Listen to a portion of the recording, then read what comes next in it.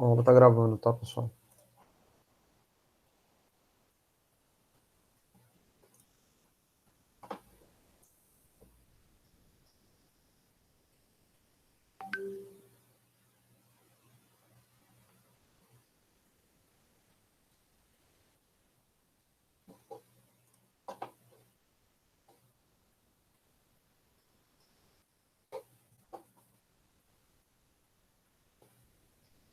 Vamos começar aqui.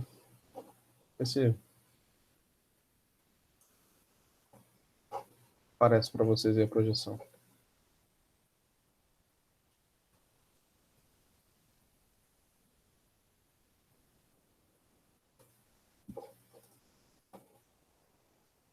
Tudo certo aí? Aparecendo para vocês? Não? Claro que não, porque eu não comecei. Agora sim.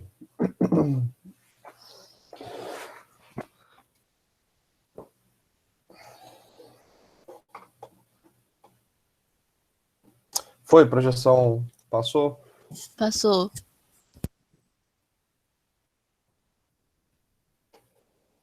Vamos lá.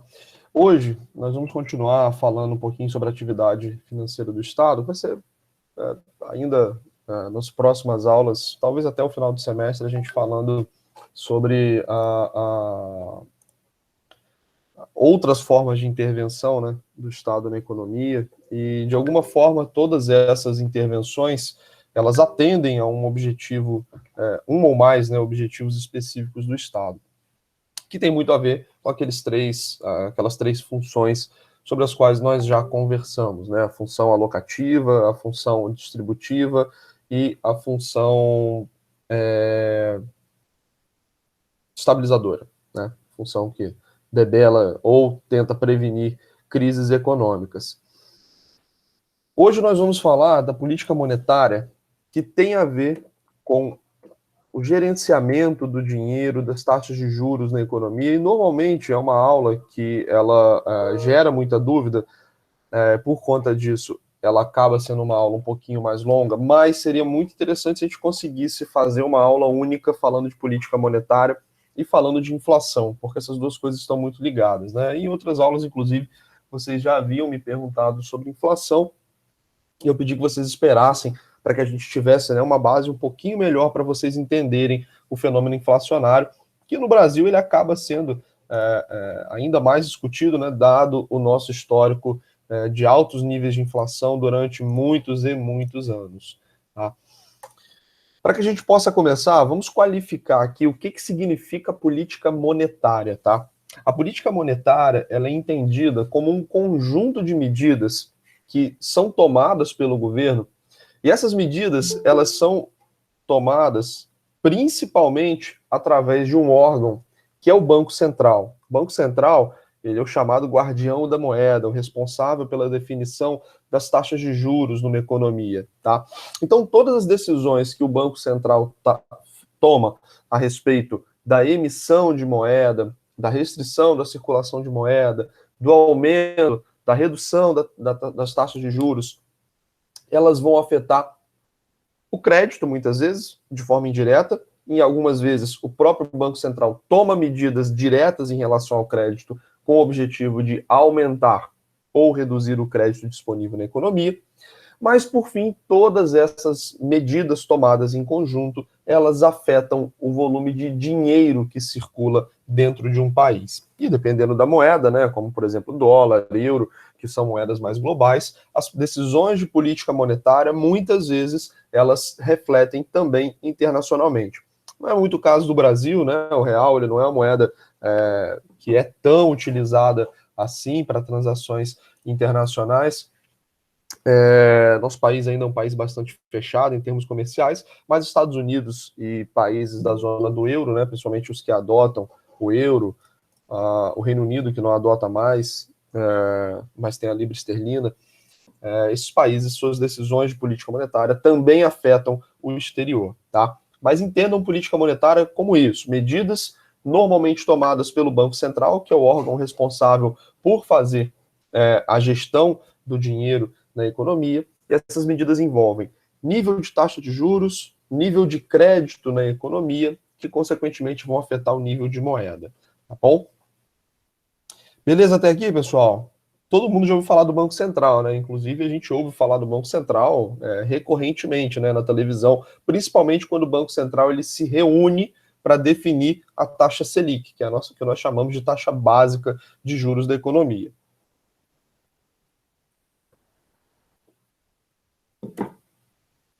Só para a gente ter uma contextualização, e aí eu não vou entrar nesse mérito, talvez aqui seja um ponto em que a gente consiga andar um pouquinho mais rápido para dar uma ênfase na parte de inflação.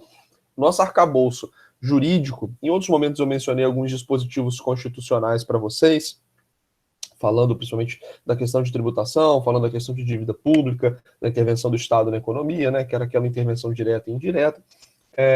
Mas o sistema financeiro nacional, que é a forma como nós organizamos o nosso sistema financeiro, ele ainda está muito baseado numa legislação de 64. Logo após o golpe militar de 64, a gente teve algumas reformas estruturais sendo realizadas no país, e talvez a reforma mais duradoura dessa época seja o sistema financeiro nacional, que naquele momento adquiriu uma roupagem muito moderna, né? Então, em 64, quando essa lei que estruturou o sistema financeiro nacional, ela foi promulgada, era uma lei extremamente moderna para a época, transformou o setor bancário do Brasil, o setor não só bancário, mas o setor financeiro, e muito da nossa herança ainda jurídica quanto ao setor financeiro está baseado nessa lei 4595 de 64, com algumas modificações posteriores, né?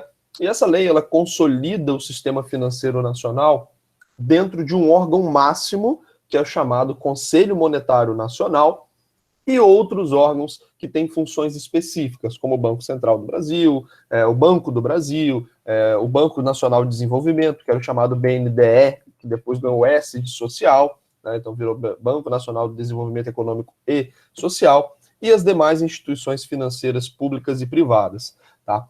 Esse órgão que nós chamamos de Conselho Monetário Nacional, ele é o chamado órgão máximo do nosso sistema financeiro. E ele é composto, tradicionalmente era composto, na verdade, pelo ministro da Fazenda, pelo ministro do Planejamento e o presidente do Banco Central. Com a reforma feita pelo governo Bolsonaro no Ministério da Fazenda e do Planejamento, que foram fundidos no Ministério da Economia, essa composição se alterou um pouquinho. Agora é o ministro da Economia, o secretário executivo da pasta e o presidente do Banco Central. Tá? Só para vocês saberem que esse sistema financeiro nacional, que está consolidado em lei, ele é chefiado pelo Conselho Monetário Nacional, que tem como atribuição fixar as diretrizes e normas das políticas relacionadas à nossa moeda com moedas estrangeiras, que a gente chama de política cambial, a política monetária, que tem a ver com juros, moedas, e a política de crédito, tá? Da mesma forma que nós tínhamos no nosso estudo quanto ao orçamento, aquele degrau hierárquico das peças orçamentárias, né? Então nós tínhamos lá no degrau mais baixo a lei orçamentária anual, que é a LOA, depois a LDO, e depois nós tínhamos o plano plurianual, que era o PPA, como um degrau mais alto.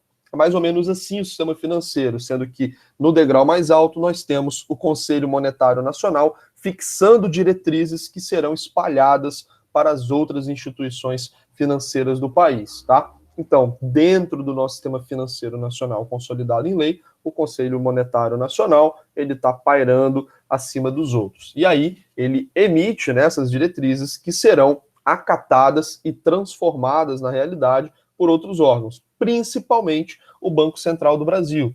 O Banco Central do Brasil, ele é uma autarquia vinculada ao Ministério da Economia, não mais ao Ministério da Fazenda, né, porque mudou a nomenclatura das atribuições do Ministério, foram mudadas, né, nomenclatura e atribuições. E o Banco Central do Brasil, ele é composto por uma diretoria colegiada, tá? Esses diretores, eles são nomeados pelo presidente da República e agora, numa nova modificação, na verdade, não modificação não, na verdade, foi uma modernização da lei que rege o Banco Central do Brasil, esses diretores ganharam mandatos fixos, né? O que, em termos de Brasil, quanto mais mandatos fixos nós tivermos por um período, às vezes, até mais longo, ou intercalado de uma presidência, um governo estadual, etc., ou outro, eu acho que para a gente é melhor até do que a experiência internacional. Então, internacionalmente, o que nós chamamos de independência do Banco Central é uma coisa que já vinha sendo implementada há muito tempo, mas no Brasil foi promulgada agora esse ano, Tá? Então, os diretores eles adquirem, né, uma certa estabilidade durante um determinado período. Isso justamente para permitir que as políticas executadas pelo Banco Central elas sejam políticas de Estado, né, e não política de governo, porque governos passam, o Estado permanece. Então, essa independência do Banco Central ela é positiva no sentido de que a gente tem uma estabilidade maior, né, das políticas, uma continuidade e sem um compromisso de atender o governante de turno, porque qualquer governante, qualquer político que esteja no poder, o interesse dele é tentar obviamente, atender os seus próprios interesses, né? Faz parte da natureza, né, da atividade política. Tudo bem, Legiana, sem problemas. Não vou entrar aqui exatamente na seara das atribuições do Banco Central do Brasil e vou focar mais no que nós chamamos de instrumentos de política monetária, tá? E aí eu vou pedir a atenção de vocês, mas antes de eu começar a explicação... Oi. Deixa eu só te interromper um pouco. Essa questão do Banco Central da República deixou de existir. Só, o que a gente ouve nos noticiários sempre Banco Central, Banco Central. Não, ele não deixou de existir, não. Ele existe. Deixou, não? Então, assim, continua o Banco Central do Brasil, o Banco Central da República? Banco Central do Brasil, o nome correto. Brasil, Banco entendi. Central do Brasil. Aquele outro slide, porque no outro slide tem o tal do Banco Central da República, não é? Salvo engano, no terceiro slide você passou, salvo engano. Você sabe que eu não tinha reparado nesse, eu não tinha reparado nessa. Talvez eu tenha pegado o texto sem ser o texto compilado. Obrigado pelo. É bom você ter falado. Deixa eu ver se eu consigo. Se está em imagem. Ou se eu consigo editar, porque eu já removo daqui. Aliás, não posso remover porque eu tenho que olhar a lei especificamente. Mas não existe Banco Central da República do Brasil, tá? Perdão, eu não tinha reparado, e nas outras aulas que eu dei, inclusive, não havia sido perguntado e já está tão no automático falar do Banco Central que eu não tinha reparado. Mas não tem Banco Central da República do Brasil, é Banco Central do Brasil, tá? Bacen, BCB, algumas siglas que utilizam justamente para fazer menção ao Banco Central, tá? E ele não tem outro órgão que haja em paralelo ou com atribuições semelhantes ao Banco Central do Brasil, tá? Então, só um Banco Central do Brasil e as atribuições do Banco Central, eles são exclusivas, né? Não há outro executando operações semelhantes, tá? Valeu. Eu que agradeço a intervenção, porque realmente eu não havia reparado. Deixa eu pegar só o controle aqui para ligar o ar, pessoal. Começou a ficar meio calor, peraí.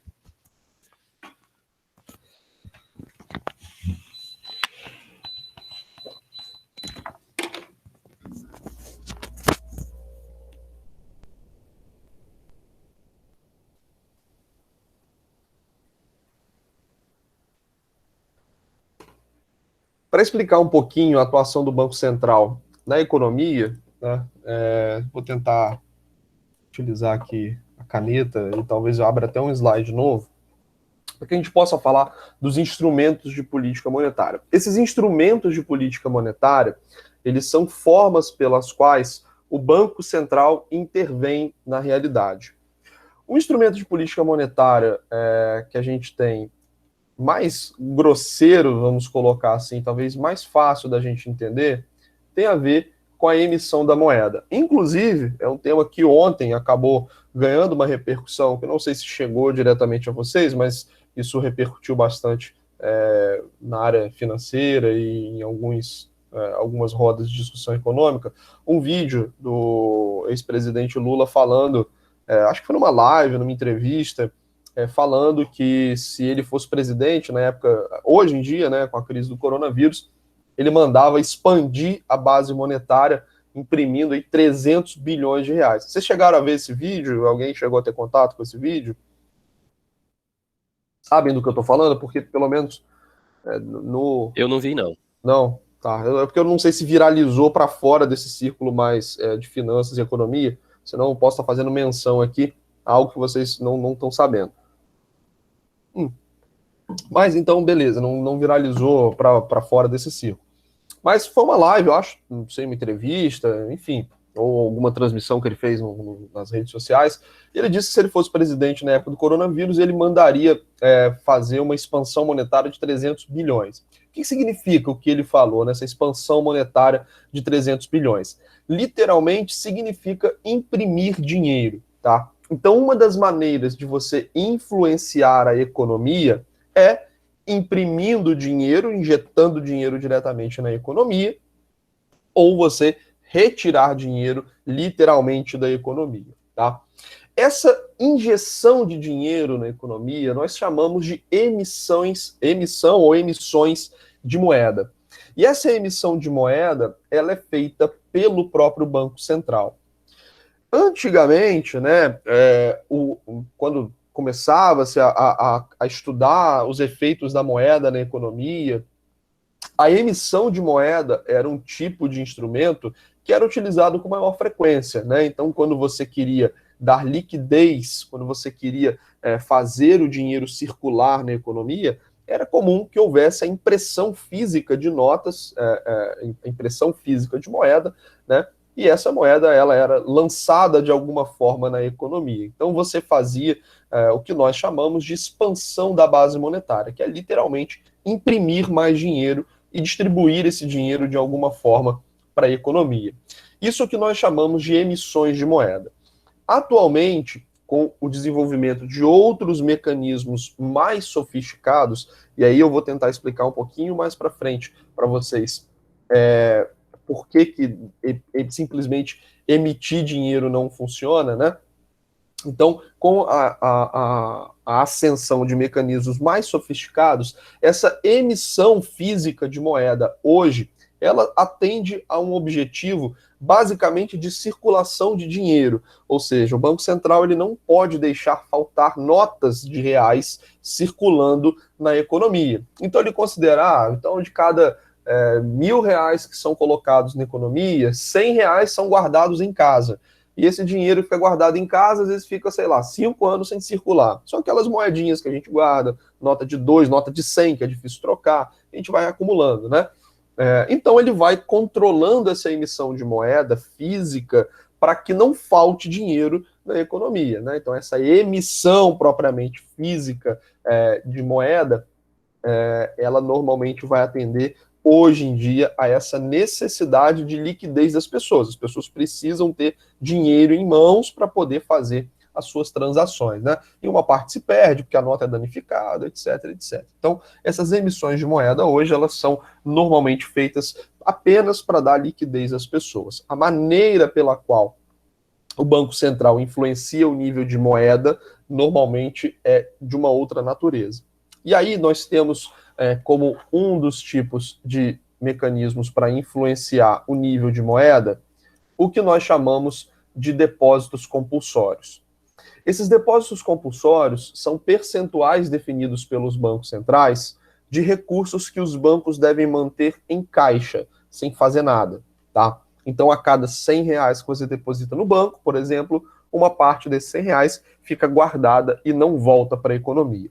Qual que é o objetivo dessa política de depósitos compulsórios? Vamos pensar como é que funciona o sistema bancário para a gente entender uma coisa. O sistema bancário, ele cria moeda do nada. Igor, como assim cria? Ele cria dinheiro do nada. Como é que funciona essa criação de dinheiro do nada? Para a gente entender isso, eu vou tentar falar rapidamente assim, um histórico explicando o que são os bancos para que a gente consiga entender melhor esse mecanismo, tá? Então, antigamente, né, muito antigamente, estou falando de centenas e centenas de anos atrás, a riqueza ela era estabelecida em bens materiais, né? Então, os bens materiais que eram transacionados normalmente como moeda eram ouro, prata e bronze, certo? Mas você tinha muitas vezes o que nós chamamos de escambo, né? Você entregar um bem físico em troca de outro. Então, as pessoas tinham o dinheiro, tinham a reserva de valor em coisas físicas. Um dos problemas das coisas físicas é que elas são difíceis de guardar, né? Então, imagina você guardar dinheiro, ouro, prata dentro de casa, bronze, né? Primeiro você tem uma questão, às vezes, que você não vai ter espaço para guardar, mas beleza, se for moeda, você consegue, mas aí entra um ponto muito relevante, que é a questão da segurança. Então, imagina você guardar ouro, e prata e bronze dentro da sua casa, 600, 700 anos atrás, em que provavelmente as áreas eram bem espaçadas. Se você fosse roubado, assassinado, provavelmente a chance de resolução desse crime seria baixíssima, né? Então, conforme as pessoas foram acumulando mais moedas, foram acumulando mais coisas, né, você começou a ter um desenvolvimento muito lento de uma espécie de empresa, ou na época não era empresa, não era esse conceito, mas algum tipo de companhia, que oferecia um serviço de guarda desses valores. Então você podia depositar esses valores em algum lugar, pagar uma taxa, né, em troca de uma proteção desse recurso que você mantinha acumulado. Então você levava uma sacola de ouro, depositava numa espécie de casa de custódia. Essa casa de custódia, ela guardava esse dinheiro seguro para você, né, pagava seguranças, tinha uma construção mais fortificada, etc. E aí você tinha uma tranquilidade maior desse dinheiro. Normalmente, naquela época, você recebia até um recibo em mãos, né, de que você tinha aquela quantia para que você pudesse sacar a qualquer momento. Você voltava lá com o seu recibo, apresentava e retirava a quantidade que você havia depositado.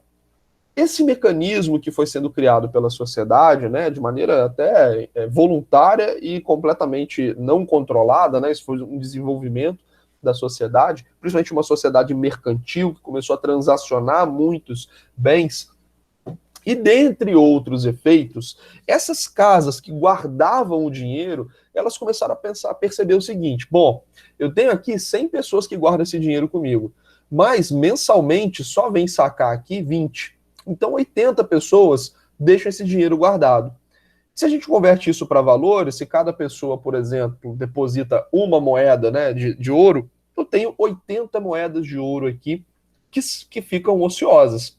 E aí alguns desses empresários, né, de custódia que eram um pouco mais espertos, eles perceberam que se eles conseguissem gerenciar esse fluxo de entrada e saída de capital, entrada e saída de recursos, eles poderiam emprestar uma parte desse dinheiro que não era deles em troca de uma taxa, né, para que eles fizessem essa gestão desse dinheiro, né? Então, se 80 pessoas não vêm sacar dinheiro, eu tenho que 80 moedas ociosas, e se eu emprestar 50 moedas, por exemplo, para quem esteja precisando, eu deixo 30 aqui no meu caixa, enfim, você consegue ganhar um dinheiro fazendo essa gestão. Então, fazer essa coordenação entre entrada e saída de dinheiro de terceiros, né, é o coração da atividade bancária quando a gente pensa na questão do crédito. Mas isso tem um efeito.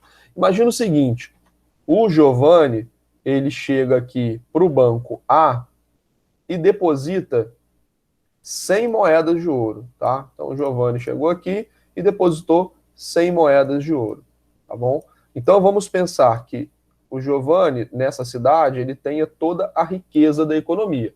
Então a riqueza dessa cidade inteira é de 100 moedas de ouro, ok?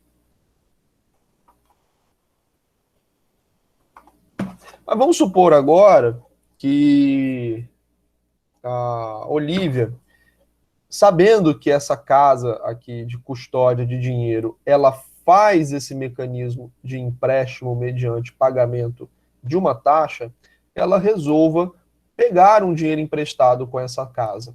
E a casa decide, por exemplo, emprestar para a Olivia um valor de R$ 50, que originalmente foram depositados pelo Giovanni.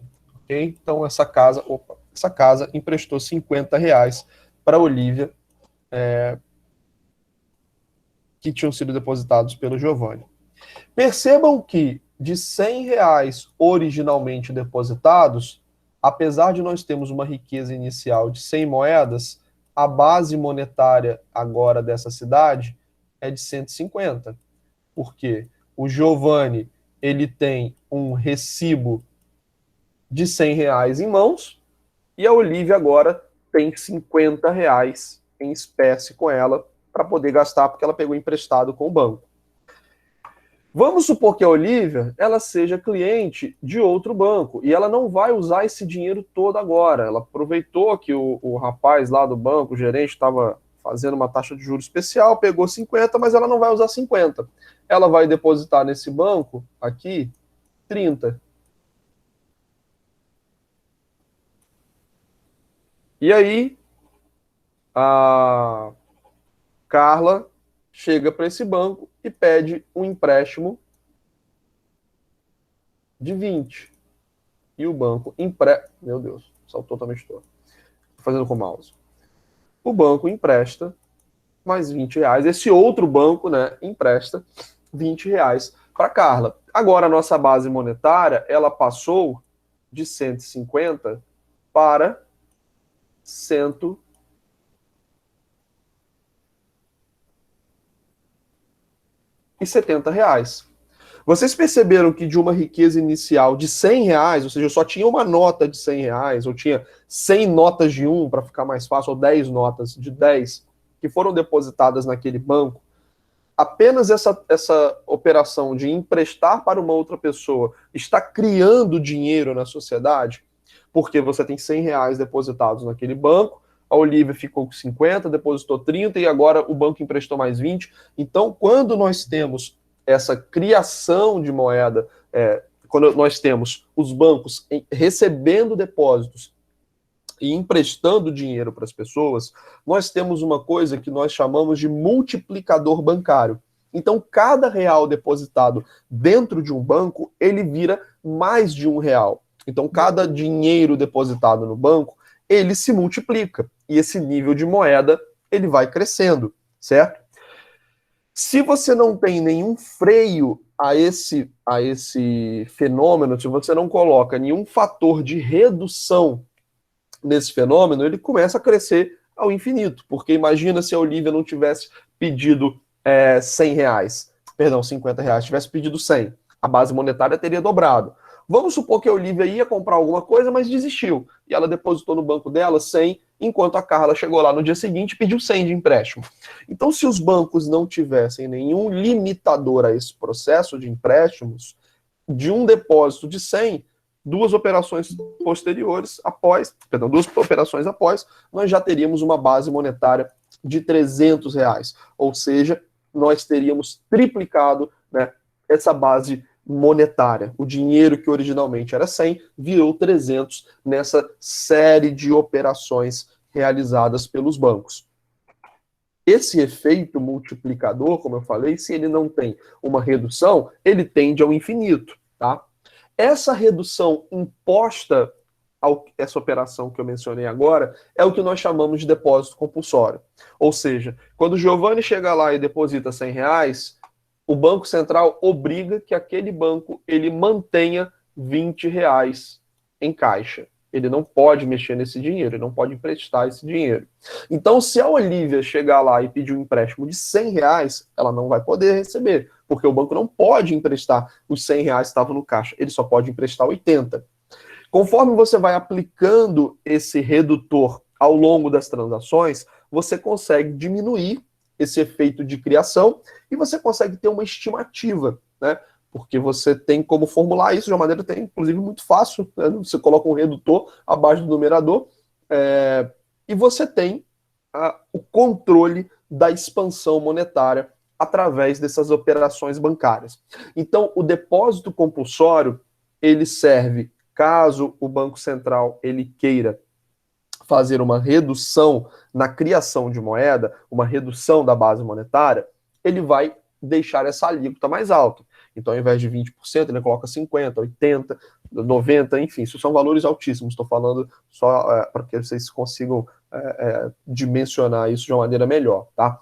Se ele quiser estimular a criação de moeda, né, essa expansão monetária, ele reduz esse depósito, esse percentual de depósito compulsório. Então era 20, passa para 15, passa para 10, porque uma vez que os bancos podem emprestar mais dinheiro que eles têm em caixa, eles vão acelerar esse processo de criação de moeda.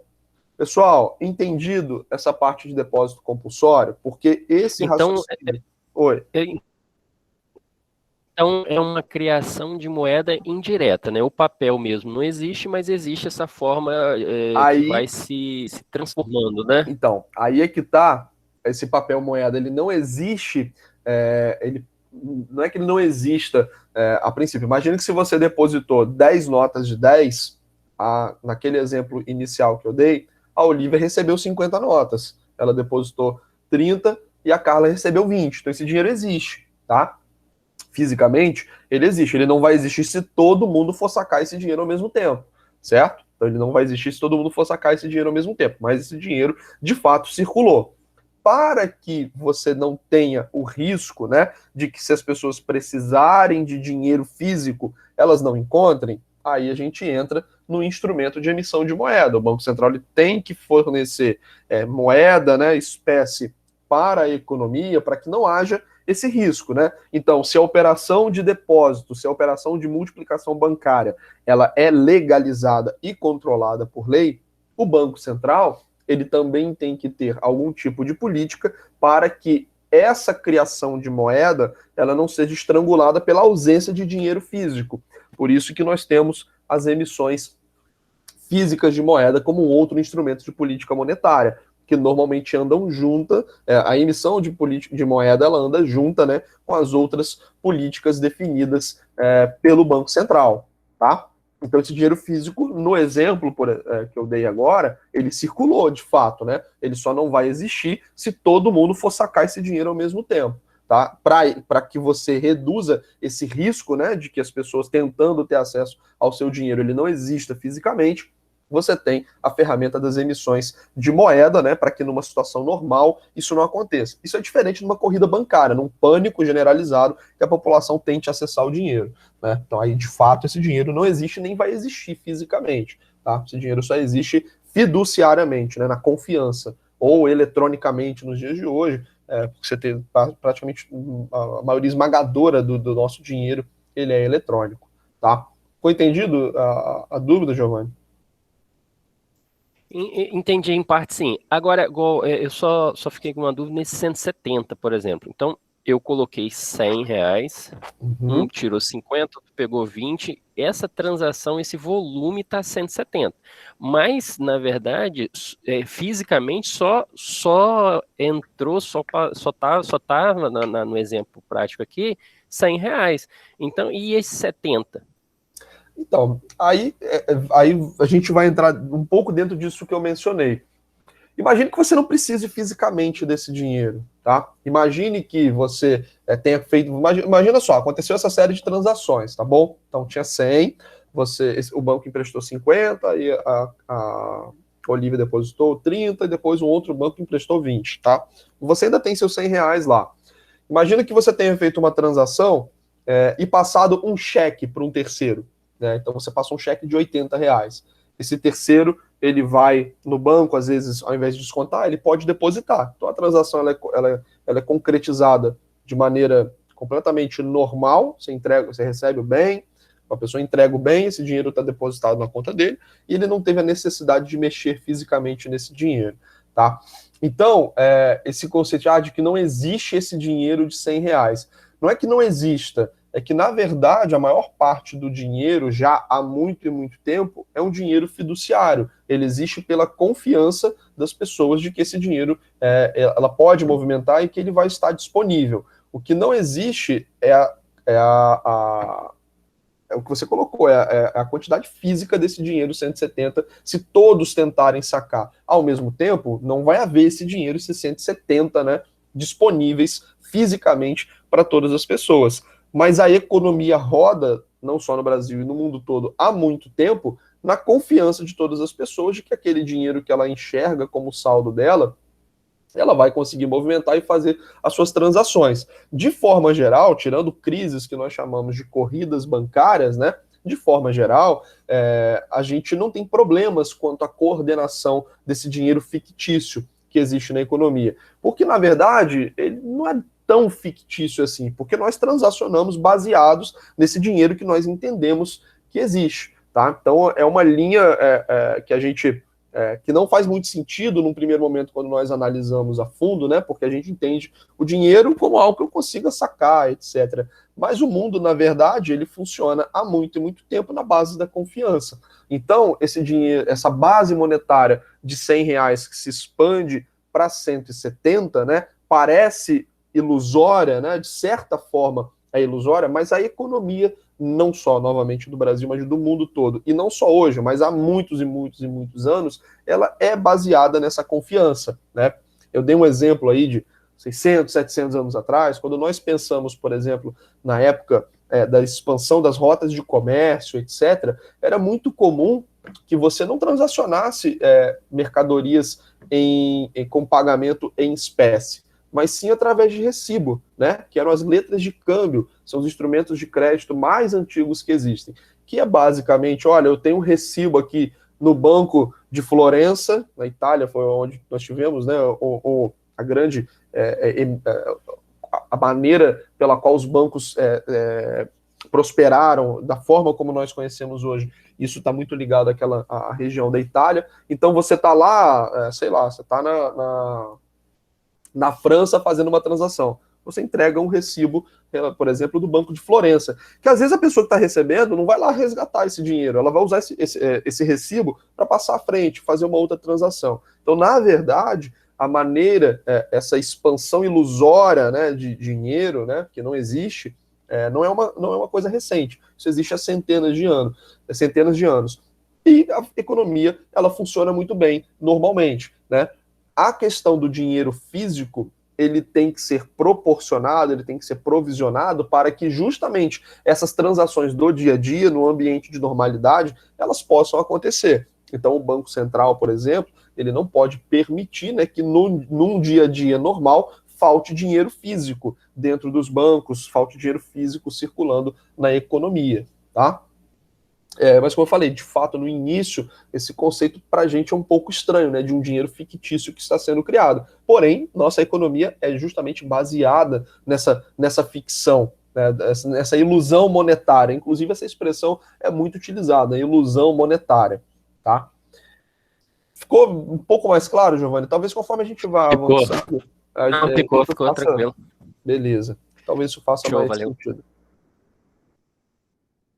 Pessoal, a operação de Open Market, eu não vou, apesar de ser uma das ferramentas, uma das instrumentos mais tradicionais hoje em dia de política monetária, eu não vou entrar no detalhe, porque elas são bem complexas, tá?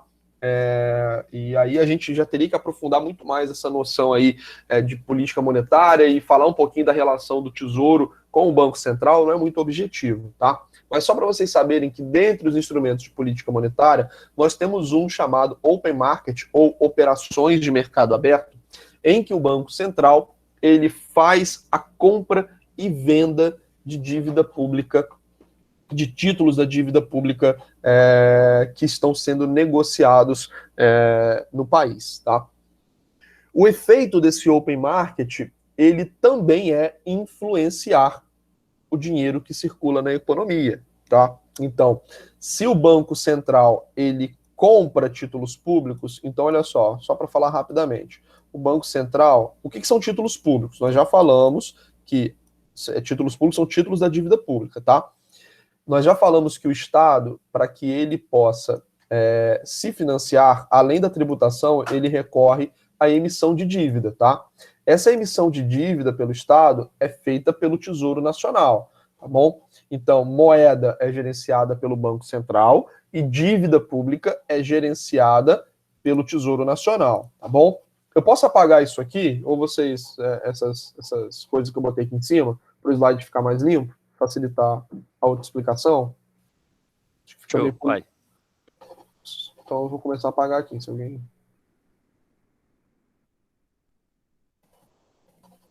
Professor, Oi. deixa eu só te perguntar uma coisinha, só para ficar claro aqui para mim. Tá. Esse depósito compulsório seria essa questão do dinheiro ficar indo de um para o outro? O depósito compulsório é o seguinte, você deposita um dinheiro no banco, na ausência de uma restrição, vamos lá, você depositou R$100 no banco, tá bom? Se o banco ele tiver confiança que você vai ficar 2 anos sem pegar esse dinheiro, ele poderia pegar esses R$100 e emprestar para uma outra pessoa com prazo de devolução de 1 ano e meio, ok? Então, na ausência de uma restrição, na ausência de qualquer limitação legal, o Banco Central ele pode pegar os seus R$100 integrais e emprestar para uma outra pessoa. Então, a gente vai ter uma duplicação da base monetária, que R$100 passam a ser 200, apenas com uma operação.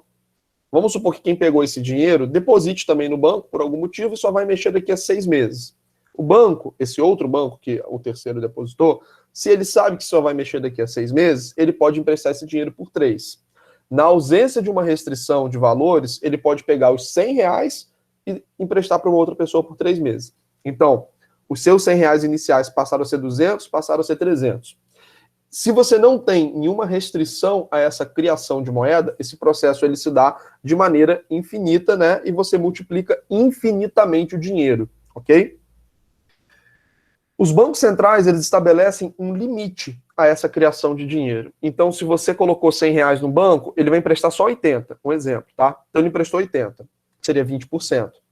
Se a pessoa que pegou esse dinheiro deposita no banco, esses 80, o outro banco não vai poder emprestar 80. Ele vai emprestar, nesse caso, 72, tá? Esses 72 depositados em outro banco, eles também não poderão ser emprestados integralmente. Eles terão um fator de redução de 20%. Conforme você vai fazendo essa operação, você vai reduzindo a capacidade de geração de dinheiro pelos bancos, né? Você reduz esse multiplicador bancário. Então, o depósito compulsório, ele é uma restrição percentual à criação de dinheiro pelos bancos. Ele normalmente funciona como um percentual que cada depósito recebido pelos bancos recebe para ficar parado. Então, a cada R$100, 20% vai ficar parado. Ele não vai ser emprestado, tá? Então, o depósito compulsório, ele é estabelecido de forma percentual e ele incide sobre os depósitos que são recebidos pelos bancos. Uma parte daquele dinheiro fica reservado e não pode ser emprestado, para que você consiga limitar essa criação de dinheiro. E um pouquinho mais para frente eu vou explicar por que é importante nós limitarmos essa criação de dinheiro. Clareou a explicação, Olivia? Clareou sim. Eu só queria saber qual era a parte mesmo. Então, essa parte de restrição, que é o depósito compulsório. Isso aí. Só retomando a nossa explicação, pessoal, para falar aqui rápido do Open Market, eu disse para vocês que a dívida pública, né, algumas aulas, ela é tomada pelo Estado para que o Estado possa executar,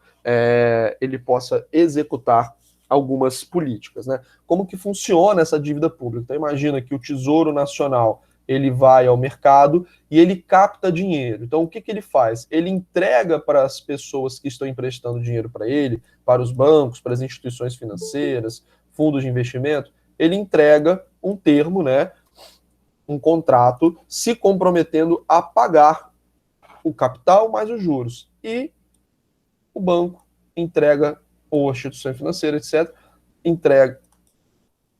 Desenho errado. Imagina isso aqui é um prédio, tá? É um prédio.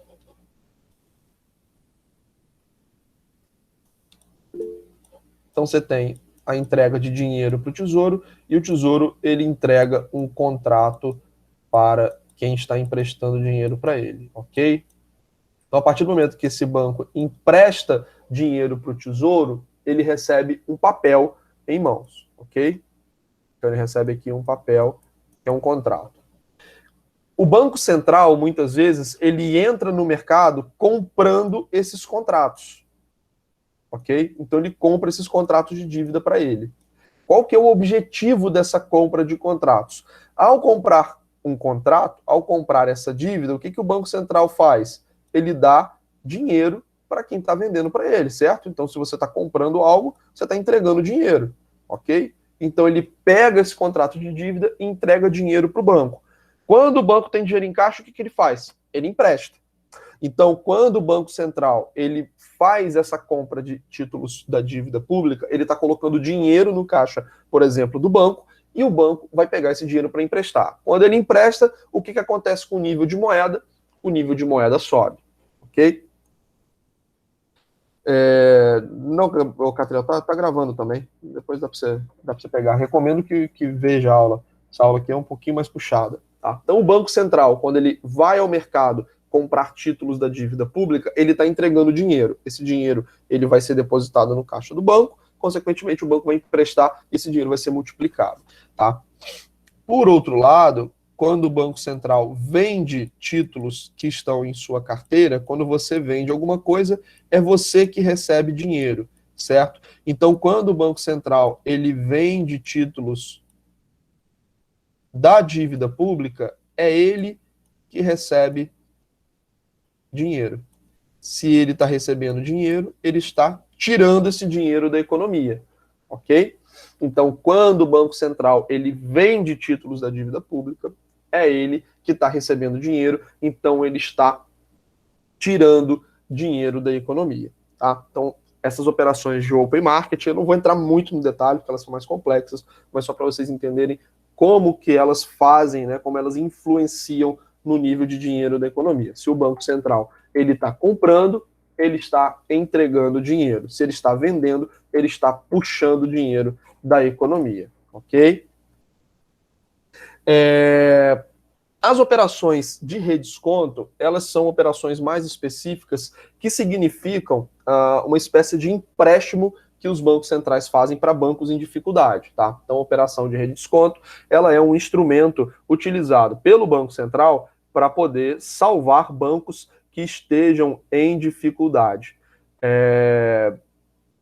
Essa operação de redesconto, ela não é tão utilizada assim, porque quando o banco está numa dificuldade, né, se essa notícia se espalha, qual que é a tendência das pessoas irem buscar dinheiro rapidamente nesse banco, que agrava a dificuldade do banco. Então, as operações de redesconto, elas acabam realmente sendo utilizadas em última instância, né, não são operações comuns. Pessoal, passando agora para a principal operação do Banco Central, ok até aqui?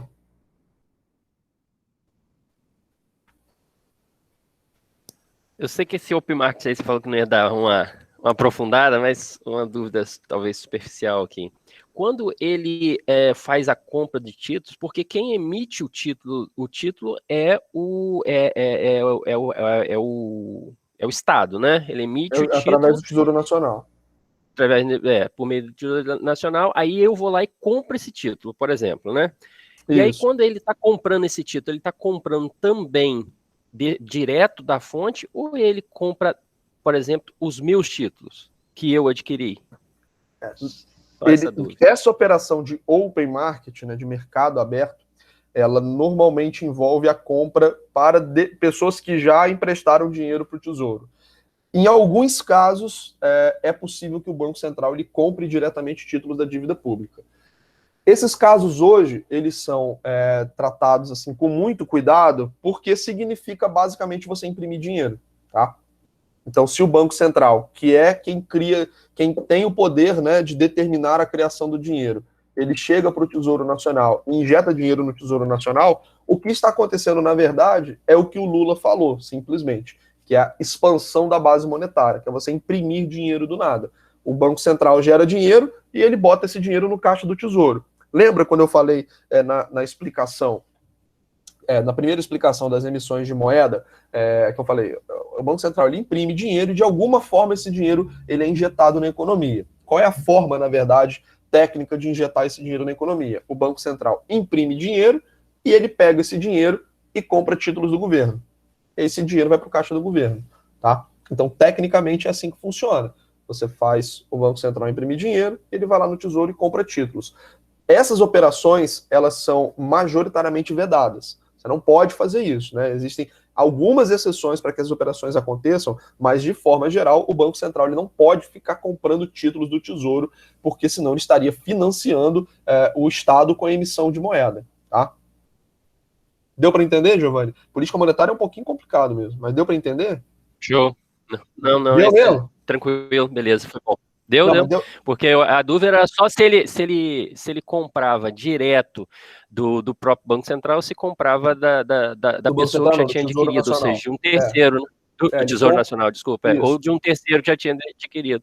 E aí é realmente a do terceiro. Não, show. Por isso que a gente fala de mercado aberto, tá? Porque ele está negociando com todo o mercado. Ele não está indo na fonte pegar esse título público, né? Porque, como eu falei, quando ele faz isso, é justamente financiar o próprio Estado através da emissão de dinheiro, né? Você cria dinheiro do nada e joga esse dinheiro no Tesouro Nacional.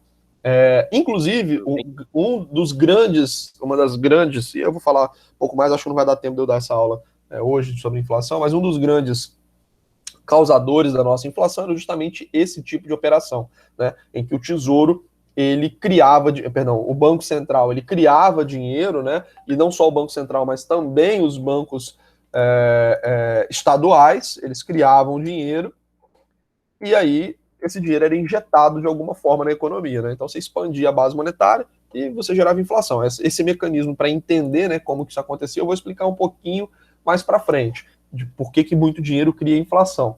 Mas era isso que acontecia.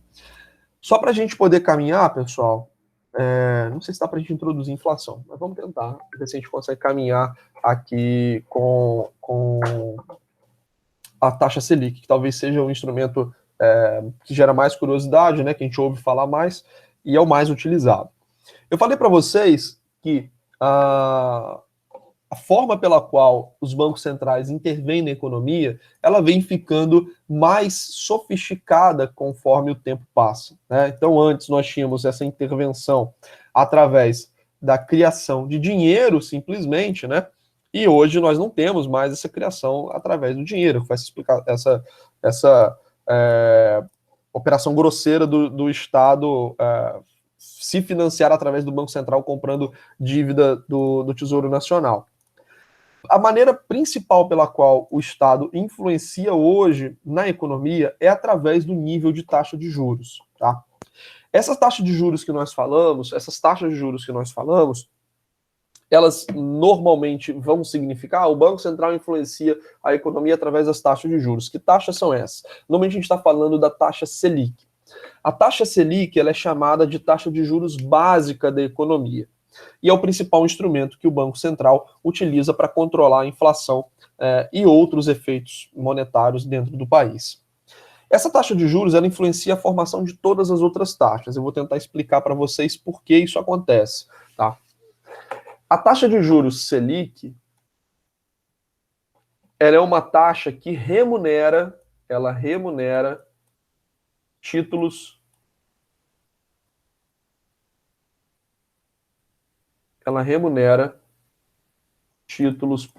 de dívida federal.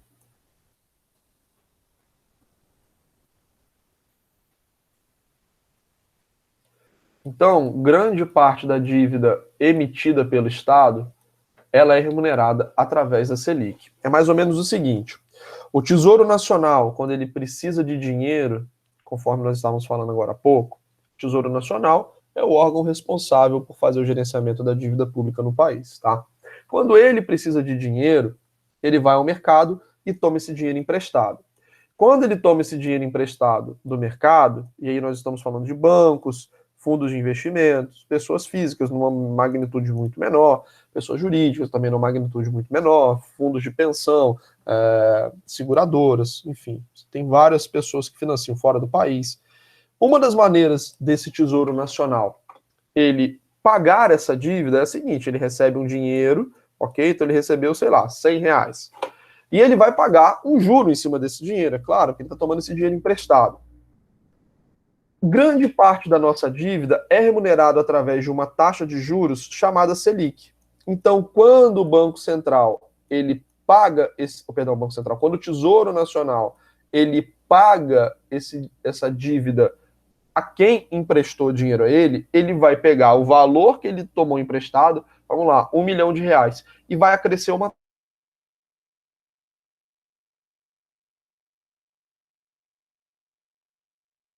for 3%, vai ser 1 milhão mais 3%, 4, 5, 6, 7, etc. Essa taxa ela pode ser de uma magnitude maior ou uma magnitude menor, tá? Então, o Tesouro Nacional, ele paga essa taxa Selic, ok? Mas quem determina quantos por cento essa taxa vai ser é o Banco Central. Então, o Tesouro é quem vai arcar com o custo da taxa Selic, é ele que vai desembolsar esse juro, ok? Que vai remunerar a dívida que ele tomou, mas quem determina o Banco Central, quem determina essa taxa de juros é o Banco Central. Então o Banco Central ele vai dizer, olha, a taxa de juros Selic, ela é 2%, ela é 2,5%, ela é 3%, 4, 5, 6, 7, 8, 9, não importa. Ele vai determinar quantos por cento essa taxa vai ser. Essa determinação da taxa de juros pelo Banco Central, ela é feita em reuniões que acontecem a cada 45 dias. Então, a cada 45 dias, o Banco Central ele vai lá e faz um comunicado ao mercado. Olha, a taxa de juros Selic vai passar a ser tantos por cento ao ano. Ok? Então, ela é expressa também ao ano e o Banco Central define essa taxa de juros para cima ou para baixo, ou mantendo ela constante, né, numa reunião que acontece a cada 45 dias, ok? E por que essa taxa de juros ela é considerada a taxa básica da economia? O Tesouro Nacional, quando ele pega dinheiro emprestado, como eu falei para vocês, grande parte dessa dívida é devolvida através da remuneração da taxa Selic, tá? Então, a dívida contraída pelo Estado, ela é paga através da taxa Selic, ok? Numa economia normal, num país normal, e o Brasil, apesar de todos os problemas que nós temos, é um país normal, o Tesouro Nacional, ele é o melhor tomador de empréstimo. Então, a melhor pessoa para quem você pode emprestar dinheiro numa economia normal é o Estado, ok? Porque para o Estado quebrar, é porque todo mundo já está quebrado. Porque antes do Estado quebrar, ele vai aumentar a tributação, ele vai tirar dinheiro da população, ele vai fazer um aumento da dívida pública, ele vai pegar mais dinheiro para se financiar, como a gente vem fazendo. Em outros momentos, ele pode simplesmente imprimir dinheiro e mandar te pagar. Seu dinheiro não vai valer nada, mas você não vai tomar um calote, ok? Então você vai receber seu dinheiro de volta. E as pessoas físicas, as empresas, os bancos não têm essa capacidade de criar dinheiro, de extrair dinheiro compulsoriamente de terceiros, né? O Estado tem. Então ele tanto pode extrair dinheiro compulsoriamente através de uma tributação, quanto ele pode criar dinheiro do nada e mandar te pagar. Então calote você não vai tomar. Você vai tomar, às vezes, seu dinheiro não vai valer nada, porque ele gerou inflação. Mas você não vai perder o seu dinheiro, você não vai tomar um calote, você não vai tomar o que nós falamos em economia, um default, né? Quando a pessoa não paga, tá? Então nós dizemos que numa economia normal, o emissor mais seguro que existe é o Estado. E o Estado, como eu acabei de mencionar, ele paga grande parte das suas dívidas na taxa Selic, tá? Então, se o melhor tomador de dinheiro, o emissor de dívida mais seguro da economia, ele paga uma taxa Selic, tá? Então eu tenho aqui o Estado, que é o melhor emissor de dívida, é o mais seguro possível, e se ele paga uma taxa de juros Selic, não faz sentido para qualquer pessoa que vai emprestar dinheiro a um particular ou ao banco receber menos que a Selic, certo? Porque você está emprestando para alguém mais arriscado e recebendo menos do que se você emprestasse para o governo. Não faz sentido você cobrar uma taxa de juros menor do que você cobra para o emissor mais seguro. É mais ou menos o seguinte: você tem um amigo que é concursado num cargo federal, e você tem um amigo que não é muito bem das pernas, não. Vive, às vezes, desempregado, faz uns bicos. Ficou fake símbolo, né? Vou botar um hang loose aqui. Então, você tem um amigo concursado, você tem um amigo aqui que faz uns bicos aí de vez em quando. E os dois te pedem dinheiro emprestado. Para quem você vai cobrar mais juros? É claro, para quem te oferece mais risco, ok? Então, a taxa de juros para esse amigo aqui que faz bico, ela é muito maior, porque a chance dele te dar um calote também é maior, ok? Então nós dizemos que a taxa de juros Selic ela é básica na economia porque as outras taxas são montadas em cima dela. Então, se um banco está pegando dinheiro, ele normalmente tem que pegar um dinheiro pagando a Selic mais uma taxa adicional. Se uma empresa está pegando dinheiro no mercado, ela tem que pagar Selic mais uma taxa adicional. Se um particular que não consegue criar dinheiro do nada, não consegue tributar as pessoas, ele não tem instrumentos para se autofinanciar, se ele está pegando dinheiro emprestado, obviamente, quem emprestar para ele vai ter que cobrar uma taxa muito maior que a Selic, ok? Então, o nível da Selic influencia as outras taxas da economia. Se a Selic é muito alta, as outras taxas ficam muito altas. Se a Selic é muito baixa, as outras taxas, elas também ficam mais baixas, porque elas também vão reduzir junto da Selic, ok? Então, nós falamos que a taxa Selic é a taxa de juros básica da economia, porque o Estado brasileiro, através do seu Tesouro Nacional, pega dinheiro emprestado na sociedade e ele remunera grande parte desse dinheiro emprestado através da Selic. Considerando que o Estado brasileiro ele é o melhor emissor de dívida de um país, ele vai sempre pagar a menor taxa daquele país. Não faz sentido você emprestar dinheiro para alguém mais arriscado, cobrando menos que a taxa que o melhor pagador vai te pagar, ok? Portanto, a taxa de juros Selic, ela serve como um piso e uma referência para a construção de outras taxas que nós temos dentro de um país. Se essa taxa Selic é alta, as taxas de juros de um país, elas serão altas. Se essa taxa de juros é baixa, nós teremos também uma redução no nível de taxa de juros desse país, ok? Pessoal, entendido esse mecanismo aqui, que eu mencionei para vocês agora? Entendido, professor. Mais uma dúvida. Caramba, eu tenho um monte de dúvida aqui. Só eu que pergunto aqui. Tá bom, melhor que ninguém É. perguntando. Todo mundo fica quieto porque eu acho que ninguém tá entendendo nada. Por exemplo, quando a gente faz um empréstimo num banco privado aí, você contrai aquele empréstimo com um valor meio que estabelecido, né? X% de juros. Quando você empresta esse dinheiro para o governo, essa taxa que você vai receber, ela a cada 45 dias ela vai oscilando e isso vai interferindo diretamente. Não existe uma forma que você empreste dinheiro com uma taxa fixa para o governo? Existe. Oh, A Selic, ela é uma taxa que nós chamamos de pós-fixada, porque é justamente isso que você falou. A gente só vai saber efetivamente quanto ela rendeu, por exemplo, numa aplicação, ou quanto ela me custou se eu pegar dinheiro emprestado baseado na Selic, após o período, porque ela, de fato, é modificada ao longo do tempo. Por isso, nós chamamos a Selic de uma taxa pós-fixada. Você também consegue pegar dinheiro emprestado, ou pegar dinheiro emprestado, você também consegue emprestar dinheiro para o governo através de taxas pré-fixadas, tá? Que são taxas fixas. Então, sei lá, 5% ao ano, 6% ao ano, independente do que acontecer. Faça chuva, faça sol, essa é a taxa de juros que está pactuada, tá? Nós chamamos essa taxa de pré-fixada, tá bom? Então é possível também você fazer esse empréstimo para o governo recebendo em troca, né, uma taxa fixa. Mas a questão é que tanto as taxas pré-fixadas quanto as taxas baseadas na inflação, elas têm uma ligação com a taxa Selic, que eu também não vou entrar nesse pormenor agora, porque senão a explicação vai ficar cada vez mais complexa, né? E aí seria mais até voltada para um curso de economia do que para um curso de direito. Mas a formação das taxas pré-fixadas, elas têm a ver com a expectativa que os agentes econômicos têm quanto ao futuro da taxa Selic, tá?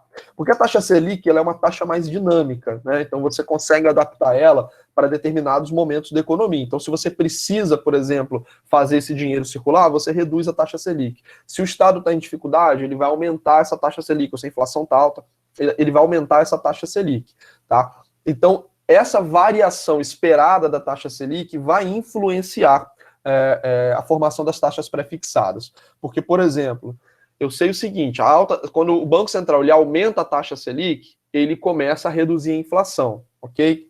Se eu estou vendo os preços subindo, e que a inflação está acontecendo, eu já imagino que o Banco Central vai ter que aumentar a taxa Selic. Então, para eu fechar uma taxa pré-fixada, eu vou embutir nela um valor mais alto do que num cenário normal. Então, ao invés de eu fechar um contrato a 5%, eu vou fechar a 10%, ok? Porque eu já estou imaginando que a Selic vai subir. Então, mesmo que você mesmo que você empreste dinheiro para o Tesouro Nacional a uma taxa pré-fixada, a formação dessa taxa pré-fixada, ela tem a ver com a expectativa da Selic, como a Selic vai se comportar ao longo do tempo, tá?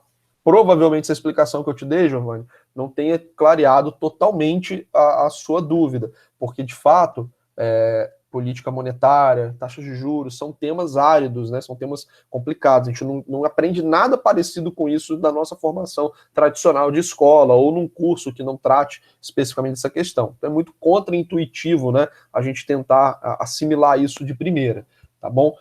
Mas, como eu falei, para eu conseguir elucidar, eu acho, de maneira plena essa sua dúvida, a gente ia ter que ir aprofundando, talvez falar de coisas anteriores que aí não vão ser necessárias para a nossa matéria, nem serão necessárias, né, para o nosso curso. O que vocês precisam entender são essas ferramentas e qual é o mecanismo pelo qual elas operam. Entender perfeitamente, de fato, para o objeto do nosso curso, seria super relevante, porque eu acho que isso dá uma percepção quanto à teoria econômica na cabeça do estudante num outro nível, né? Quando você entende como acontece como são formadas as taxas de juros, por que elas são modificadas, etc. Você entende isso de maneira plena, o seu nível de entendimento econômico ele passa para um outro nível. Mas, infelizmente, nós só temos um semestre para tratar da matéria, e aí eu precisaria ficar várias aulas falando a respeito disso, tá? Mas queria saber, deu para clarear um pouquinho essa questão das taxas pré-fixadas que você me perguntou? Não, beleza. Não, beleza. A gente vai juntando as informações aí, vai clareando. Eu vou Vai separar aparecendo o alguns sol. vídeos também para passar para vocês, para que vocês consigam aprofundar um pouco mais a matéria, até com elementos visuais, que eu acho que enriquece bastante, tá? Mas de fato é um tema mais árido, cara, é um tema mais complicado, a política monetária. Pessoal, alguma dúvida mais imediata? A Ana Júlia falou, até deu para entender, queria saber como aplicar isso nas questões. Eu não vou colocar para vocês uma questão prática, tá, pessoal, de economia monetária, tá, de política monetária, perdão. Eu não vou colocar para vocês uma questão prática de política monetária, né, pedindo para vocês interpretarem, por exemplo, o Banco Central aumentou o juro, o que isso gera no mercado. Não vou colocar dessa forma para vocês na prova, tá bom? Eu vou pedir simplesmente, se cair, por exemplo, no política monetária, vou pedir que vocês tratem de me explicar quais são os instrumentos, mencionar 3 instrumentos, explicar quais são eles, que você elencou, etc. Não vou dar um caso prático assim, tá bom? Para a prova de vocês. Porque realmente, como eu falei, é uma explicação um pouquinho mais puxada. Olha só, para que a gente possa entender o efeito dessa taxa de juros na sociedade, vamos prestar atenção aqui nesse esquema gráfico que foi preparado até pelo próprio Banco Central, tá? Então, olha só, os efeitos da mudança da taxa de juros Selic na economia. Quando o Banco Central ele altera a taxa Selic, a rentabilidade dos títulos de dívida que são remunerados pela Selic aumenta. E, consequentemente, o custo de captação dos bancos também aumenta, tá?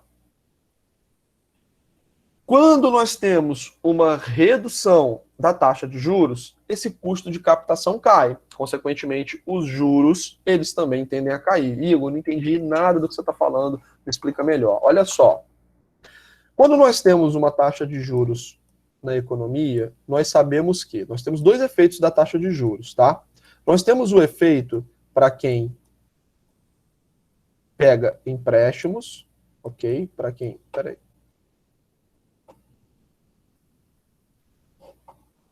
Nós temos o efeito da taxa de juros para quem toma empréstimos.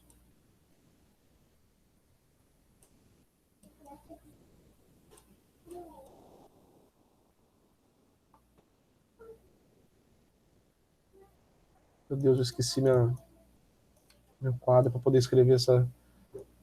E para quem aplica o dinheiro. Ok? Para quem aplica o dinheiro. Quem toma empréstimo, ele paga taxa de juros, ok? Então, quem toma empréstimos, paga taxa de juros. Quem aplica o dinheiro, recebe taxa de juros, ok?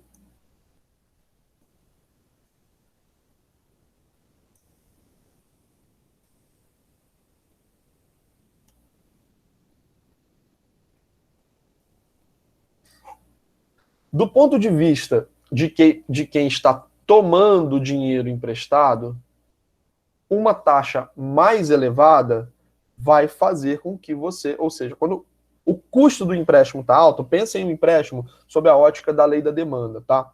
Então, quando o custo do empréstimo está elevado, o que acontece com a quantidade demandada de empréstimos? Cai.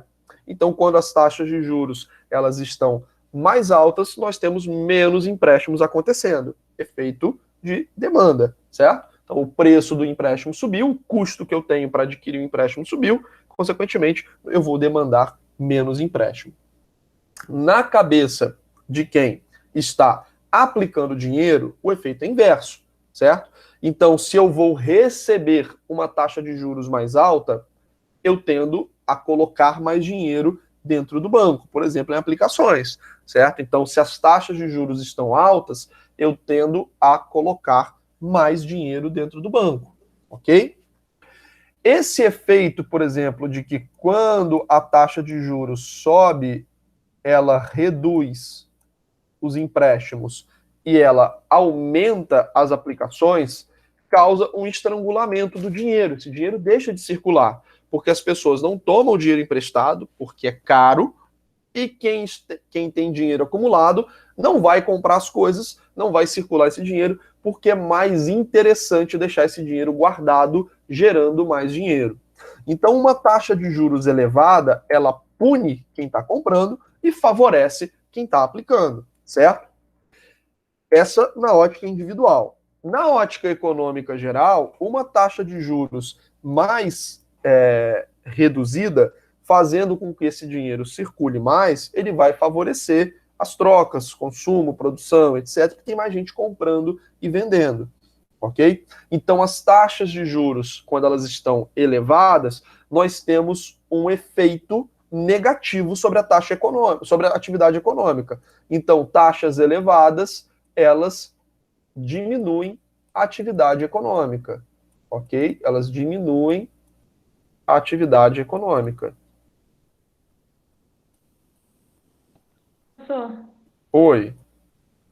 quando você diz empréstimo, eu entendi essa base. Quando a taxa aumenta, você vai ter mais gente aplicando, você vai ter menos pessoas fazendo esse empréstimo. Esse empréstimo, o que quer dizer? Vai ter mais gente pegando dinheiro? Vai ter menos gente. Se você tem uma taxa de juros mais alta, você vai ter menos gente pegando dinheiro emprestado no banco, porque é mais caro para elas pegarem dinheiro emprestado do banco. Vamos pensar sobre a ótica de uma empresa, tá? Uma empresa que queira fazer um determinado projeto de expansão, ela quer construir uma fábrica, tá? Ela quer construir uma fábrica e ela tem, a partir desse projeto, ela tem uma previsão de que a margem de lucro dela fique em 5%, ok? Se a taxa de juros ela for 5%, vamos colocar que ela tem uma margem de 5% no ano, tá bom? Se a taxa de juros, por exemplo, for de 7% ao ano, essa taxa de juros está consumindo toda a margem de lucro dessa empresa. Não faz sentido, por exemplo, ela pegar esse dinheiro emprestado. Ela não vai construir a fábrica, ela não vai gerar emprego, ela não vai produzir mais, ok? Então, se a empresa ela tem uma margem de 5%, mas a taxa é 7% ao ano, ela não vai pegar esse dinheiro emprestado. O projeto é inviável financeiramente, né? O custo financeiro que você tem desse empréstimo supera a sua margem de lucro. Então, esse projeto ele é rejeitado pela empresa, porque ele é um projeto que não é financeiramente viável, certo? Então, essa taxa de juros, ela impede, por exemplo, essa empresa de executar um projeto. Por outro lado, se você tem uma margem de lucro, por exemplo, de 5% ao ano, e você tem um custo para tomar esse empréstimo de 2% ao ano, esse projeto ele se torna financeiramente viável, porque essa empresa ela vai poder pegar o empréstimo, pagar esse empréstimo e conservar a sua margem de lucro. Depois que acabar o empréstimo, ela continua com a margem de lucro totalmente para ela. Esse é um exemplo assim, bastante simplificado de como funciona, tá? Eu não vi quem me perguntou, eu estava com o slide aberto. Mas quando nós falamos que a taxa de juros mais alta, ela faz com que as pessoas peguem menos empréstimos, é porque o custo sendo elevado, ele tira a atratividade de uma série de coisas. Então imagina que você não é uma empresa, mas você é uma pessoa física que quer construir uma casa. Se essa taxa de juros, às vezes, ela é 10% ao ano, 14% ao ano, pode ser um juro extremamente elevado para a sua capacidade financeira. Você não vai construir a sua casa porque o custo é excessivo para você arcar com esse empréstimo. Por outro lado, se essa taxa cai para 5% ao ano, você consegue arcar com esse custo financeiro e aí você constrói a sua casa. Ao construir uma indústria, ao construir a sua casa, você está gerando emprego, você está aumentando a produtividade, você está fomentando, né, mais trocas dentro da economia. Então, de forma geral, quando as taxas de juros elas são elevadas, elas diminuem a atividade econômica. Quando as taxas de juros elas são mais baixas, elas fomentam a atividade econômica. O efeito é contrário. Então, se a taxa de juros é alta, ela restringe a atividade. Se as taxas de juros são baixas, elas fomentam a atividade econômica, porque os projetos passam a ser financeiramente viáveis, as pessoas passam a conseguir arcar com o custo financeiro do dinheiro que elas estão tomando emprestado para executar os seus projetos pessoais e, consequentemente, a economia caminha numa tração mais acelerada, gerando mais riqueza. Quem me perguntou isso aí? Ficou satisfatória a explicação? Conseguiu entender bem? Fui eu, entendi. É porque eu pensei que era uma coisa direta, só que é indiretamente. Mas eu entendi, obrigada. Isso. Beleza? Então, pessoal, o importante nesse aspecto é vocês saberem que quando a taxa de juros ela sobe, olha só, os juros cobrados nos financiamentos, empréstimos e cartões ficam mais altos, consequentemente, isso desestimula o consumo. Essa parte da inflação a gente vai falar na aula que vem, tá bom? Então, não vamos prestar atenção agora, nesse momento, na questão da inflação. Não vai dar tempo da gente começar e terminar de maneira satisfatória, tá? Então, vamos ficar somente nessa ideia que eu acabei de explicar para vocês. Quando nós temos o aumento da taxa de juros, nós desestimulamos o consumo, porque os juros de financiamentos, empréstimos e cartões ficam mais altos, ok? Por outro lado, quando a taxa de juros ela cai, então quando a taxa de juros cai, tomar dinheiro emprestado fica mais barato, consequentemente, isso estimula o consumo, tá? Deixa eu ver, alguém colocou alguma coisa, levantou a mão? Pode falar, Ana.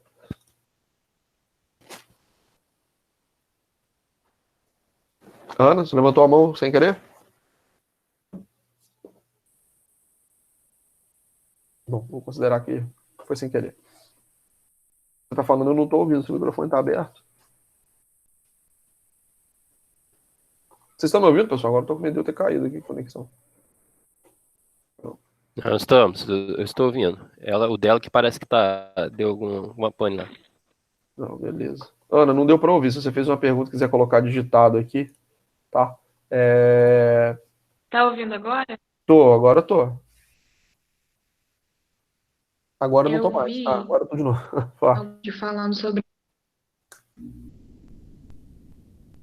da LIC em relação a aluguel, alguma coisa assim. Tem alguma relação ou não? Então, a gente vai lembrar o seguinte. Vamos gravar esse conceito, tá? A taxa Selic, ela é a taxa básica de juros da economia, tá bom? A taxa Selic ela é a taxa básica de juros da economia. Então, dentro daquele raciocínio que eu falei para vocês, ela serve de base para a construção de diversas outras taxas, serve como referência para uma série de operações, e ela pode ser utilizada, por exemplo, para reajustar o custo de um aluguel. Então, você tem um contrato de um aluguel que pode ser reajustado, por exemplo, pela Selic. Não é o comum, tá? O mais comum é esse contrato de aluguel ser reajustado pelo IGPM, que é um indicador de inflação. Nós vamos aprender na próxima aula, tá? Porém, o IGPM, ele tem uma composição que, em determinados casos, como foi o ano passado, acaba sendo muito sensível a alguns choques de demanda ou choques de oferta, tá? Consequentemente, você pode ter contratos reajustados ao invés do IGPM pela Selic, porque a taxa Selic ela tem uma menor variação. Nesse vídeo vi que essa taxa não vale a pena alugar um imóvel. Então, na verdade, aí você vai, nesse caso você está fazendo essa reportagem, está falando o seguinte, provavelmente, com a taxa Selic baixa, consequentemente o custo de empréstimos caiu, então o custo também de empréstimos imobiliários caiu, e aí, nessa reportagem, talvez nesse vídeo, a pessoa que estava falando devia estar argumentando que com uma taxa mais baixa é melhor que você compre um imóvel do que você pague um aluguel por esse imóvel, tá? Porque fazendo uma conta de padeiro não é assim, pessoal, porque são juros compostos, tá? Mas só para ilustrar. Vamos supor que você pegue um empréstimo para comprar uma casa pagando uma taxa de 12% ao ano, tá? Então, uma taxa de 12% ao ano. Não é assim porque são juros compostos, é só para fins explicativos, vocês entenderem a ideia, tá bom? Cuidado para não assimilar disso. Quando a gente fala de matemática financeira, sempre a regra são juros compostos. Então, isso daria mais ou menos 1% ao mês, ok? Vamos supor que se você tem um aluguel, sobre o valor do aluguel, sei lá, você tem um imóvel de 1 milhão e você está pagando aí um aluguel de, sei lá, 15 mil reais por mês. Você está pagando uma taxa equivalente para esse imóvel de mais ou menos 1,5% ao mês, tá? Então, se você está pagando um aluguel que tem um custo de 1,5% ao mês, é mais viável você comprar uma casa pagando uma taxa de juros ao banco de 1% ao mês. Deve ter sido isso, né, que a reportagem falou, tá? Num primeiro momento achei que estava mencionando uma cláusula de reajuste do contrato de aluguel, que pode ser pactuada na Selic, tá? Mas nesse caso específico, né, a gente estava argumentando que com a taxa de juros baixa é mais negócio você pegar um dinheiro emprestado e comprar uma casa. E aí, esse exemplo é importante, tá, Ana? Porque a gente traz para a realidade justamente o que a gente estava explicando. Você trouxe um exemplo prático de que uma taxa de juros mais baixa, ela favorece a economia, né? Porque você está comprando um imóvel, você está gerando uma negociação, né? Por conta da taxa ser mais baixa, certo? Se essa taxa fosse mais alta, não valeria a pena. Então, se ela tivesse um custo de 2% ao mês, era mais negócio você pagar o aluguel. Então, justamente isso. Taxas mais baixas, elas favorecem a economia. E sendo a Selic a taxa básica, né? Se ela é mais baixa, todas as outras taxas vão cair junto com ela, ok? Então, é interessante que essa taxa Selic ela esteja num patamar abaixo. Pessoal, alguma dúvida específica? A gente vai encerrar a nossa matéria hoje aqui nessa parte de política monetária. Queria saber se vocês têm alguma dúvida especificamente. Recomendo fortemente que vocês assistam essa aula, ok? Novamente, porque é uma aula de um tema um pouquinho mais complicado. E eu vou separar alguns vídeos para mandar para vocês até o final de semana. Se eu não mandar, peça um representante ou quem tem meu número aí para me mandar uma mensagem, por favor, me lembrando, tá? De que eu não encaminhei. Ok? Beleza, pessoal? Deixa eu falar o trabalho aqui. Peraí, deixa eu falar o trabalho, esqueci. Dá 5 minutinhos.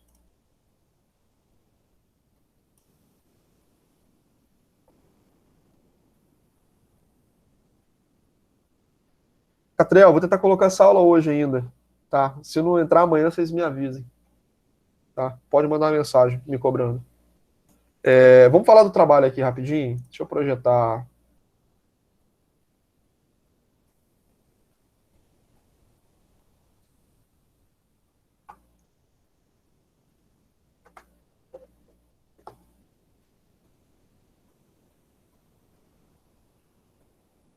Vocês estão vendo aí?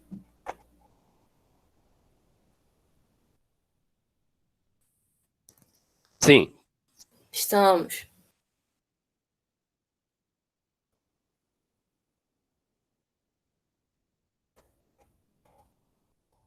Olha só, pessoal, quanto ao trabalho, coloquei aqui o objetivo, tá? Do trabalho, que é a elaboração de uma resenha sobre a ótica da economia política acerca de um dos temas que nós vamos estudar em aula. Peraí, eu vou trocar isso aqui de política cambial para inflação, tá? Quem quiser começar a fazer sobre outro tema sobre o qual nós já estudamos, sem problema. Inflação, a gente vai ministrar na próxima aula. O valor desse trabalho vai ser de 2 pontos e ele vai compor a nota da A2, ou seja, a prova vai valer 8 pontos, tá bom? Como um bônus, nós teremos uma premiação que é para o melhor trabalho, né, do livro que eu já mencionei para vocês,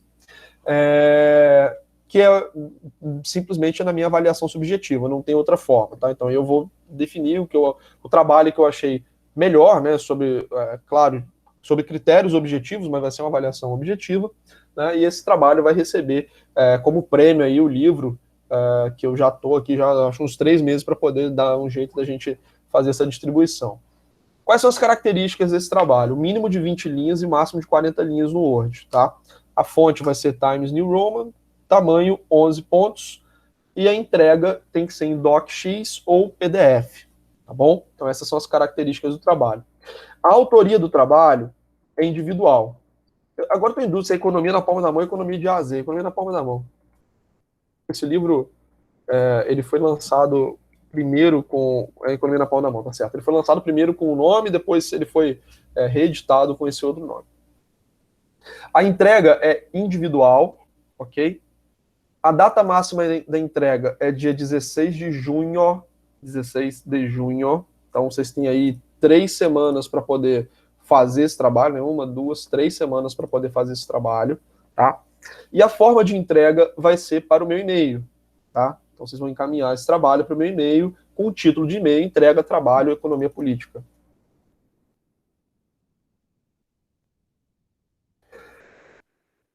A minha avaliação e a divulgação, né, de quem recebeu o prêmio vai ser até o dia 30/6, que vai cair na data da vista de prova. Tá? A nossa prova é no dia 23, nós teremos aqui no dia 30 a divulgação da nota do trabalho, junto, claro, da divulgação da nota da prova, e a divulgação também de quem vai receber o prêmio, tá bom? Quais são os critérios de avaliação? Coesão textual, principalmente, a originalidade e ou citação de referência. Não é necessário que vocês criem o trabalho do nada, nem é recomendável que vocês façam isso. Pesquisem, podem recorrer ao material, recorrer aos livros que estão na ementa da matéria, que inclusive foram atualizados pela faculdade. A faculdade pediu que atualizasse, considerando os livros disponíveis na biblioteca digital que nós temos dentro do WebGIS, tá? Então, atualizei a ementa com livros disponibilizados dentro da biblioteca virtual.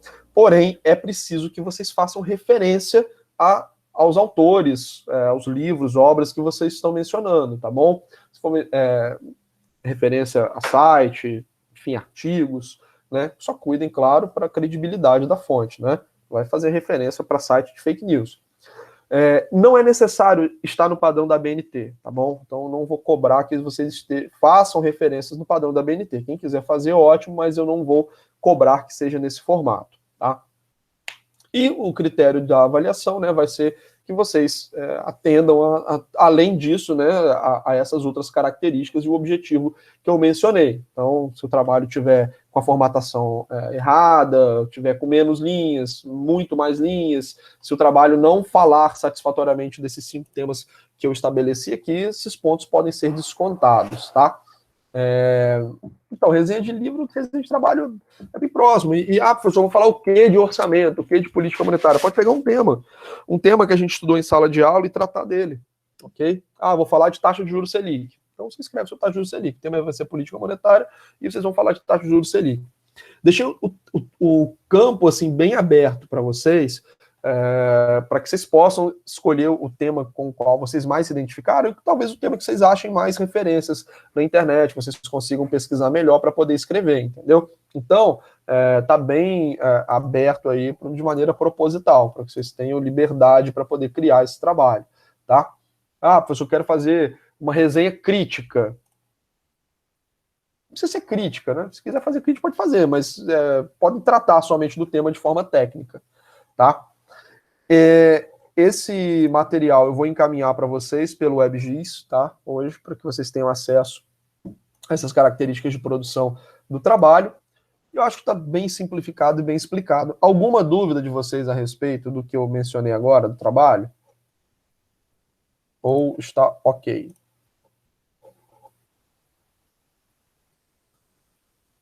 Professor, Oi.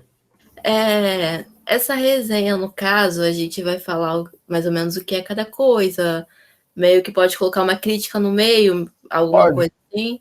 Não, pode colocar, pode ser uma resenha crítica, né? Fazer alguma resenha crítica em relação ao tema que está sendo tratado, mas pode ser simplesmente vocês tratarem do tema de forma técnica, né?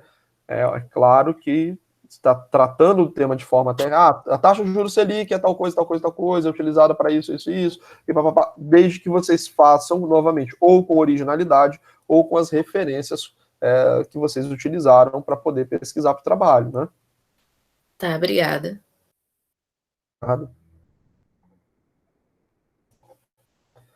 Pessoal, mais alguma dúvida? Enquanto vocês estão pensando aí, estou tirando aqui o print da...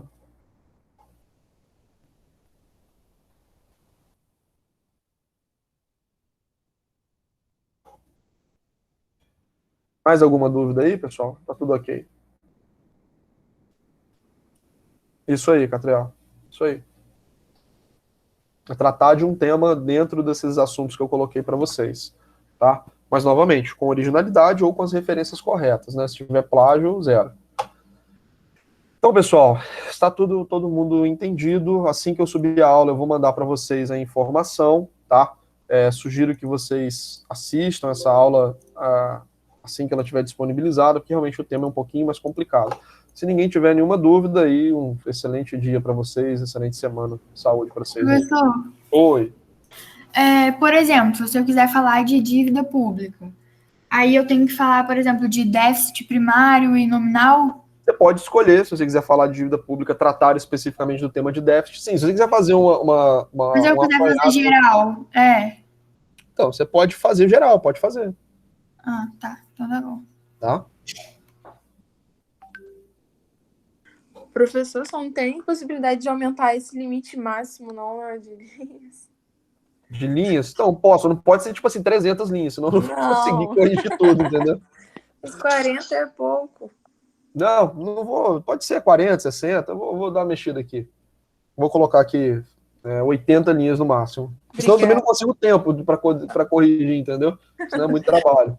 Ainda mais se for uma prova de Felipe. Aí que você vai ter trabalho para ver. Tá vendo? Então, por isso que eu botei até uma semana antes para poder corrigir, para dar tempo para vocês entregarem eu começar. Obrigada, professor. Valeu.